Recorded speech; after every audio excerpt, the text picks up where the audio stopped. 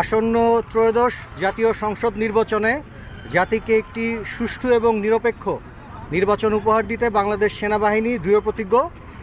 এই লক্ষ্যে আমরা ইতিমধ্যে আমাদের সর্বোচ্চ প্রস্তুতি সম্পন্ন করেছি।